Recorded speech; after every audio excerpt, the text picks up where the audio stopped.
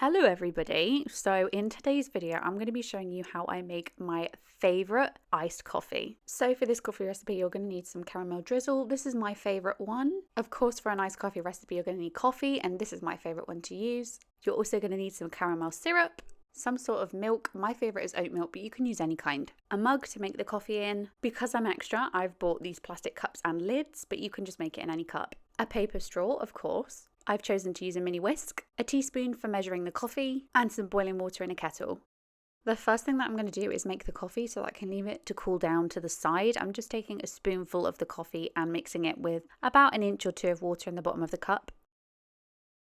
I'm now going to put that to one side while I take the cup and squirt some caramel drizzle just around the edge of it so that it will fall down and just look really aesthetic.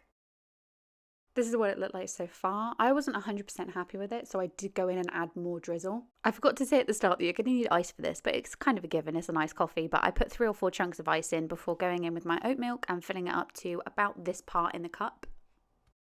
Then going in with your caramel syrup. You can put as many pumps as you want. I think I ended up putting about 2 in maybe because it's quite a small cup. Now it was time to bring the coffee back over. I was hella extra during this part. I spooned it over the top with a teaspoon just because I wanted that ombre look. But again, if you're not as extra as I am, just pour it in like a normal person. My coffee was actually too hot at this point, so beforehand I did put a couple of ice cubes in to cool it down. Then it was time to put the lid on and put the straw through, and there you go, it's finished. So that was my very quick video on how I make my favorite iced coffee. If you did enjoy it, give it a thumbs up, and I will see you in my next video very, very soon. Bye bye.